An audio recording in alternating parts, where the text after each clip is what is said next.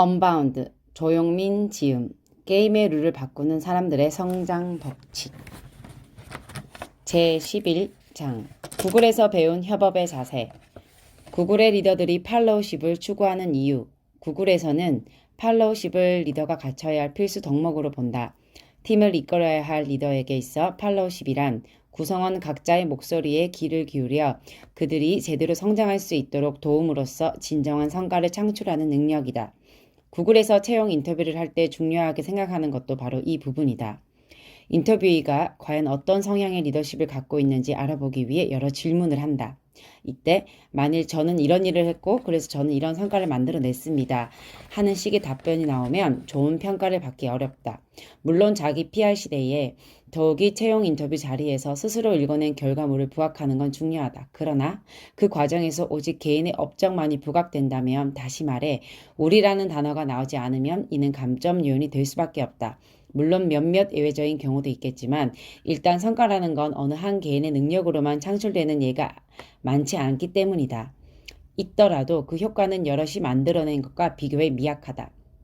일단 성과라는 건 대부분 어느 한 개인의 능력으로 창출되는 예가 많지 않다. 따라서 그 일이 이루어지기까지 어떤 팀플레이가 이루어졌고 그 협력에서 자신은 어떤 역할을 했는지를 중심으로 답변이 전개되어야 한다.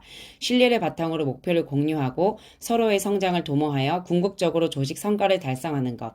이런 리더십은 사실 리더를 포함해 팀원 모두에게 필요하다.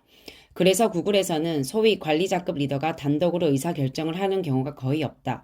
오히려 주어진 권한을 적극적으로 이용해 조직이 유연하게 운영되도록 하는 데 노력을 기울인다. 직원들이 자유와 권한을 인정받아 행복하게 일할 수 있어야만 생산성이 높아진다는 걸 알기 때문이다.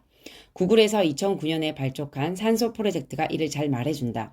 좋은 리더야말로 조직을 산소와 같다는 뜻으로 좋은 리더의 요건을 알아내기 위해 착수한 프로젝트였다. 꼬박 1년 동안 구글의 팀장급 이상에 관한 자료를 1만 건 이상 수집 분석한 결과 좋은 리더가 되기 위한 8가지 조건이 추려졌다. 이후 2가지 항목이 추가되었지만 여기에서는 생략하기로 한다. 그 내용은 다음과 같다. 매니저를 위한 산소 프로젝트. 첫 번째, 좋은 코치가 되어준다. 두 번째, 팀원들에게 힘을 실어주고 마이크로 매니지먼트, 사소한 부분까지 관리하는 것을 하지 않는다. 세 번째, 팀원의 성공과 복지에 대해 관심을 표현한다. 네 번째, 생산적이고 성과 지향적이다. 다섯 번째, 정보 공유를 포함해 커뮤니케이션을 잘하고 팀원 개개인의 말에 귀를 기울인다.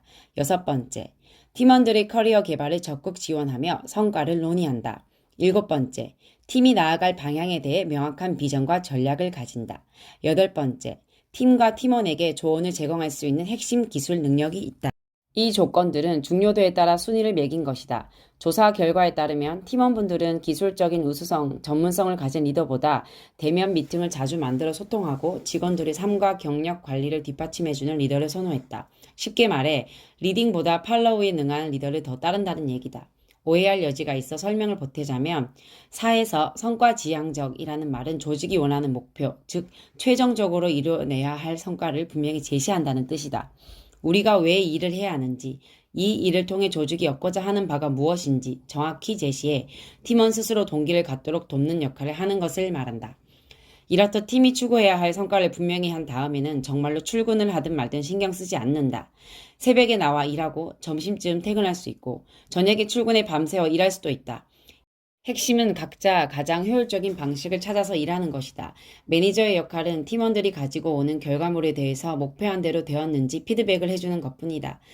팀원분들의 이야기에 귀를 기울인 다음 필요한 조언을 해주고 의사결정을 잘하면 된다. 리딩보다는 팔로우를 더 중요하게 여기고 과정을 챙기기보다는 목표를 분명하게 제시하는 구글의 리더십은 포춘이 선정한 가장 일하기 좋은 100대 기업에서 구글이 6년 연속 1위를 차지할 수 있었던 비결이기도 하다.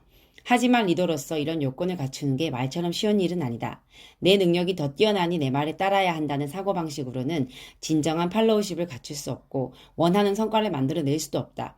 팔로우십을 갖춘 리더로 성장하려면 우선 팀원 한 사람 한 사람을 개별적인 주체로 바라보는 자세가 필요하다. 나는 이런 리더의 자세를 멘토이자 상사인 구글 신정인 상무님에게 배웠다. 그분은 늘 자신보다 팀원의 입장을 먼저 생각하는데 성과를 논의할 때도 대의 명분을 내세우기보다 팀원 한 사람 한 사람에게 무엇이 트리거가 될지를 고민하며 소통한다. 그분의 리더십을 어깨너머로 배운 나 역시 팀원분들과의 격 없는 소통에 적지 않은 노력을 기울이는 편이다. 한 번은 회사의 매출 기준과 이에 따른 우리 팀의 최종 목표에 대해 팀원분들과 공유해야 하는 자리가 있었다.